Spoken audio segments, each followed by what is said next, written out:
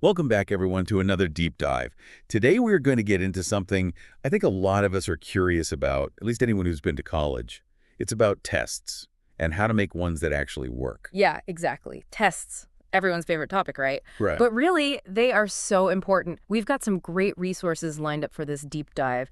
Like, there's this book, The College Instructor's Guide to Writing Test Items, Measuring Student Learning by Rodriguez and Albano. It's a super practical guide that gets right to the point. Oh, yeah, I've seen that one. It's aimed at, well, anyone who's involved in teaching, right? Current instructors, those studying to be teachers, folks working in professional development, and even higher education researchers.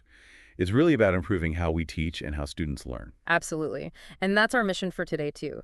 We're going to pull out the key insights from this guide and other sources so that you, the learner, can understand the thinking behind good test design and how it connects to effective learning. Okay, so let's jump right in.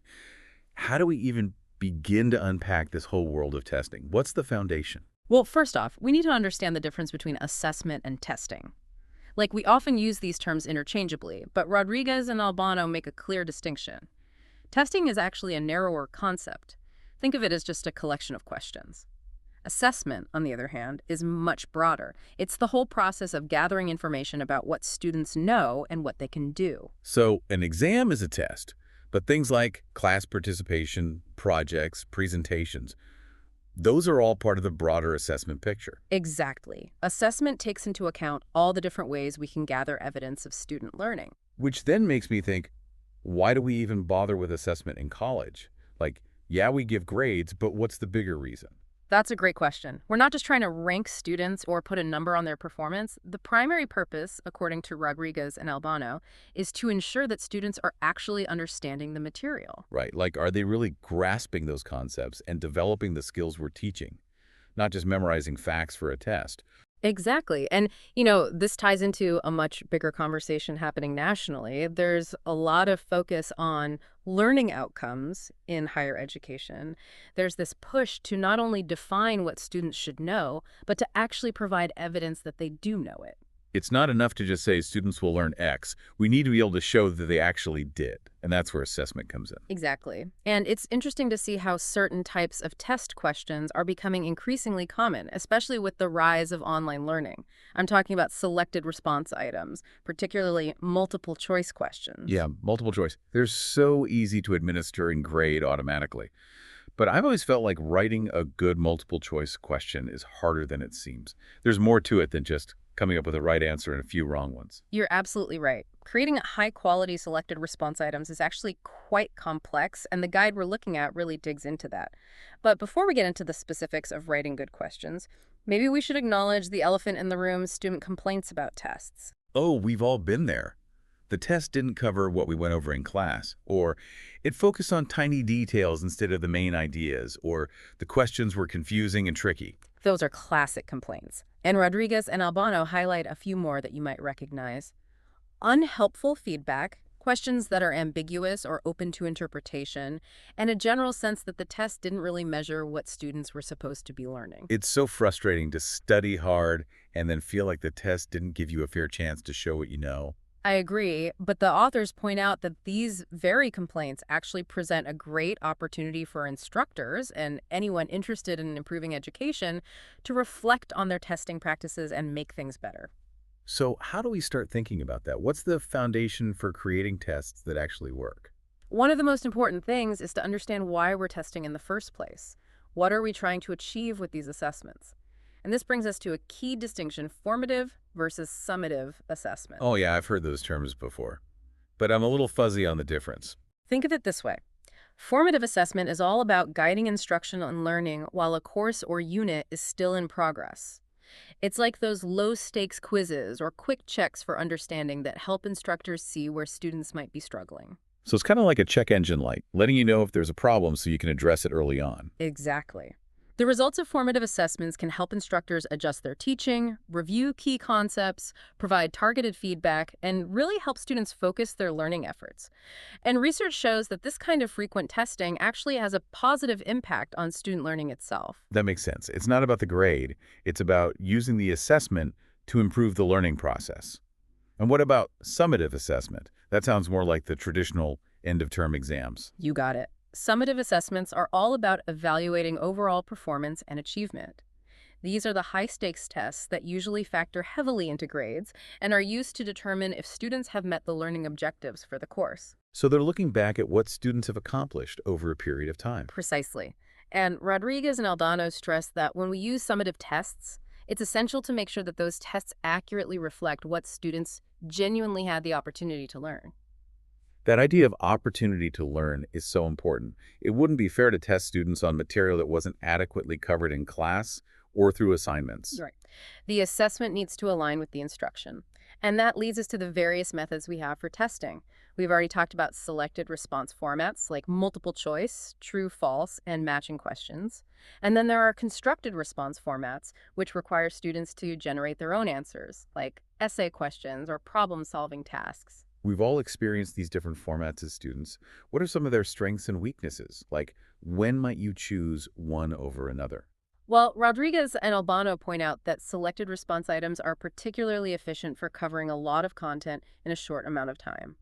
They're great for assessing a broad range of knowledge and skills. Makes sense. You can cover more ground with multiple choice questions than you could with, say, essays. Right. But they also have their limitations. True-false questions can be tricky to write well, and they often focus on lower-level thinking skills, like simple recall. There's also a high chance of students guessing correctly. Yeah, true-false can feel like a bit of a coin toss sometimes. And matching exercises, while they're good for assessing relationships between concepts, sometimes they can feel a bit too focused on rote memorization. And what about multiple choice? We talked about how they can be deceptively complex to write well. What makes a good multiple choice question? One of the biggest advantages of well-designed multiple choice questions is their ability to diagnose student misconceptions. By carefully crafting those incorrect answer options, the distractors, we can gain insights into common misunderstandings that students have about a particular topic. The work of Arthur Odom in biology education is a great example of this. He developed tests specifically to identify student misconceptions about things like diffusion and osmosis. So it's not just about getting the right answer. It's about understanding how students are thinking and where they might be going astray. Exactly. And all of these testing methods, regardless of format, are ultimately tools to help us see if students are achieving the learning objectives we've set for our courses. Ah, learning objectives. They sound pretty straightforward, but I have a feeling there's more to it than just saying students will learn stuff. You're right. Learning objectives are much more than vague statements. They're precise, measurable, and attainable goals that define what students should be able to do as a result of our instruction. So instead of saying students will understand the theory of evolution, we might say something like students will be able to explain the key mechanisms of natural selection. That's a much better learning objective because it's specific and measurable. We can actually observe whether students can explain those mechanisms. Rodriguez and Albano emphasize that these objectives operate at different levels: institutional, course level, and, importantly for test design, instructional. And those instructional objectives need to be behavioral, measurable, and attainable. Behavioral, measurable, attainable. Got it. But what else makes a learning objective truly effective?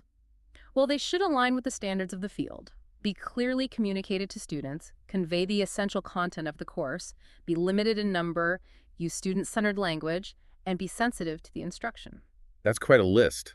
I can definitely see how a poorly written learning objective could lead to confusion and frustration for both students and instructors. It's true. And the authors warn against using generic verbs like know, understand, appreciate, or believe in learning objectives. These verbs are too vague and not easily measurable. Instead, we should use action verbs that describe observable behaviors. So instead of students will understand the principles of economics, it should be something like students will be able to apply economic principles to analyze real-world scenarios. Exactly. That's much more specific and gives us a clear target for assessment.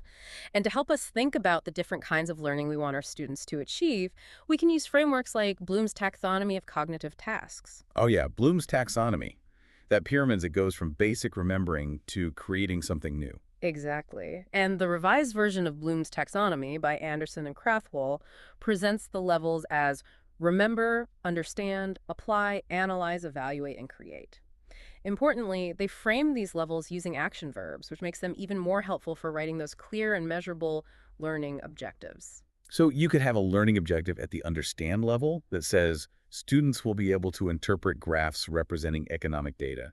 Or an objective at the apply level that says students will be able to design an experiment to test a scientific hypothesis. Precisely. It gives you a structure for thinking about the different types of cognitive skills you want your students to develop. And speaking of frameworks, Rodriguez and Albano also discuss Major's three-part model for constructing learning objectives. Okay, tell me more about that one. Robert Major's model has three essential components: performance, conditions, and criteria. So you identify what the learner will be able to do using an action verb, then describe any specific conditions under which they'll do it, and finally define the criteria for success, how you'll know they've achieved the objective. So can you give me an example of how that might look in a real course? Sure. Let's say we're teaching students about different types of statistical tests. Using Major's model, we could say the performance is choose the appropriate statistical test. The condition might be given a research scenario with specific variables and hypotheses, and the criteria could be with 80% accuracy. So the complete learning objective would be, given a research scenario with specific variables and hypotheses, the student will be able to choose the appropriate statistical test with 80% accuracy. That's very clear and gives you a very specific target for assessment. And I see the book provides lots of examples of learning objectives from different fields, too. Yes, they have examples from accounting, mathematics, educational and psychological measurement, and medicine. These examples show how learning objectives can be tailored to different subjects and how to use those precise action verbs. It's really helpful to see them in action. Now, once you have those clear learning objectives in place, the next step is planning how you'll actually assess them. And that's where the idea of a test blueprint comes in. A test blueprint. Sounds kind of like a map or a plan for your test. That's a great way to think about it. A test blueprint is a guide for writing your test items. It helps ensure that your quiz or exam covers the right content and assesses the cognitive skills you're targeting. So it's a way to make sure you're not just randomly testing on whatever comes to mind, but that you're deliberately and strategically assessing what you've taught and what students should have learned. Exactly. Rodriguez and Albano emphasize that a test blueprint helps ensure that your assessment reflects the opportunity to learn and demonstrates instructional sensitivity, meaning that the test is fair and aligned with what was covered in class. It's really a tool for ensuring that your test is a valid and reliable measure of student learning. To create a test blueprint, you start by defining the purpose of the test. What specific knowledge and skills are you evaluating? Then you map the content to your learning objectives. You also decide what content areas will be covered, which cognitive tasks will be assessed within each area, maybe using Bloom's taxonomy as a guide. So you're being very deliberate about what you're testing and how you're testing it. Right. And you also assign weights or percentages to different content areas and cognitive tasks to reflect their relative importance. Finally, you figure out the total number of items you'll need and how those items will be distributed across the different categories in your blueprint. They actually provide an example of a test blueprint in the book, right? They do. It's for the first part of an educational measurement course. The blueprint shows 6 topic areas, each with a specific percentage weight. They also identify 2 main cognitive task levels: remember and understand apply. Then you can see how the 40 items on the test are distributed across those topics and cognitive levels. So you can see exactly how many questions are planned for reliability at the understand apply level versus validity at the remember level.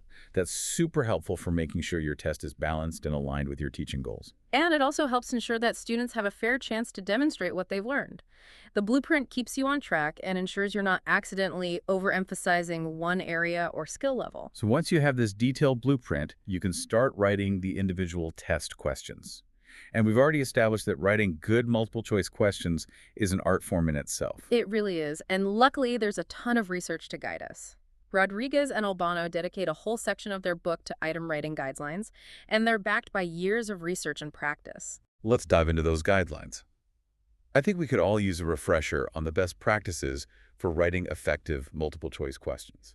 All right, buckle up. First and foremost, each test item should focus on a single aspect of the content and target one primary cognitive skill.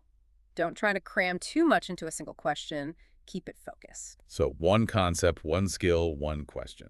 Exactly. And when you're assessing those higher order cognitive skills like application, analysis, or evaluation, use new or unfamiliar material or contexts. Don't just ask students to recall definitions. Challenge them to use what they've learned in new situations. Like, instead of asking for the definition of photosynthesis, present them with a scenario about a plant growing in different light conditions and ask them to explain what's happening. That's a great example. You're forcing them to apply their knowledge, not just regurgitate facts. And speaking of things to avoid, don't test trivial or unimportant details.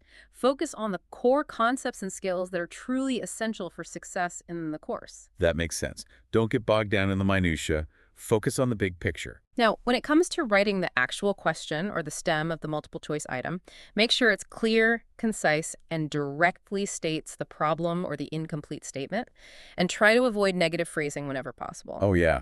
Those which of the following is not questions. They always trip me up. They can be confusing, even if you know the material. So phrase things positively if you can.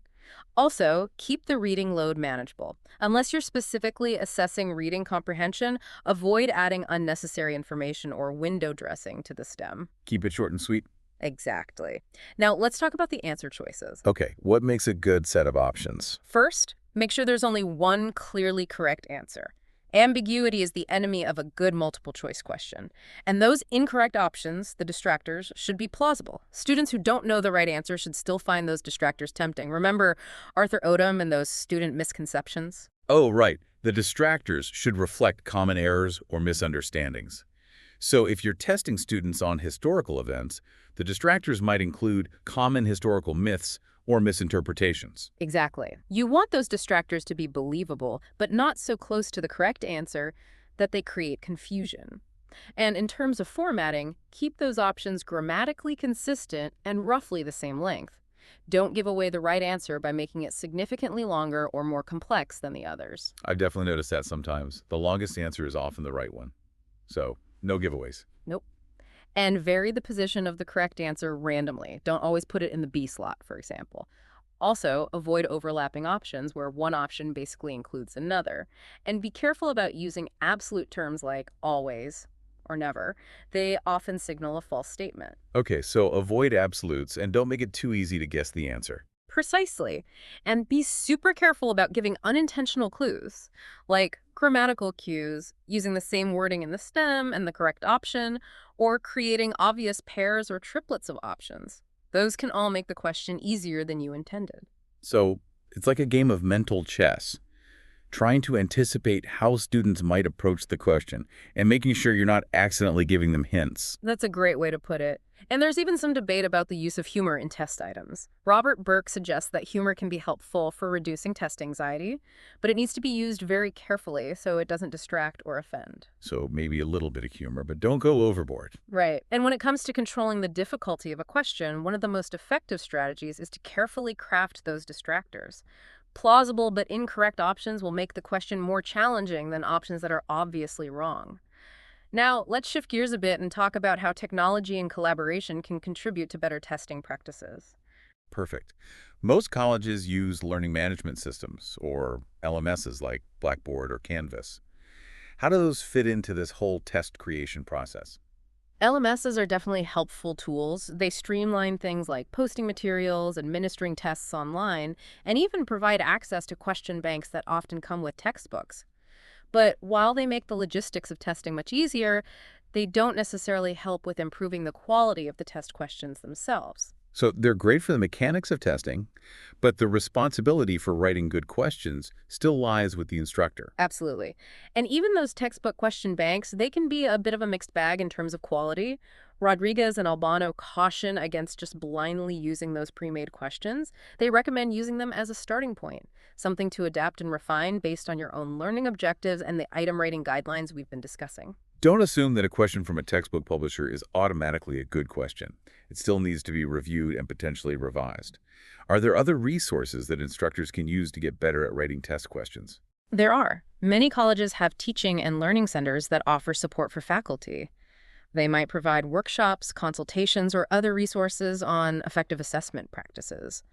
The authors also mention Prula, which is an online learning community specifically for educators to practice writing and reviewing test items. So it's like a community of practice for test writing. That sounds really helpful. It is. And then there are also faculty websites and online repositories where instructors share their course materials, including sample test questions, Those can be a great source of inspiration and different perspectives.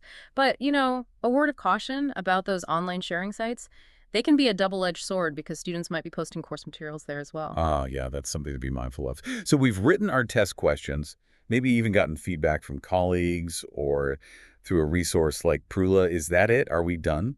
Not quite. The process Right. doesn't end there. Reviewing and improving your test items should be an ongoing process. Even the most experienced test writers don't create perfect questions on the first try. So it's not a one and done kind of thing. It's an iterative process. Exactly. And the book even includes examples of item reviews from different disciplines. They looked at textbook question banks and found common errors and areas for improvement. It's a reminder that even experts can benefit from a fresh perspective and careful review. That makes me feel a little better about my own struggles with test writing. We all make mistakes. The key is to learn from them and strive for continuous improvement.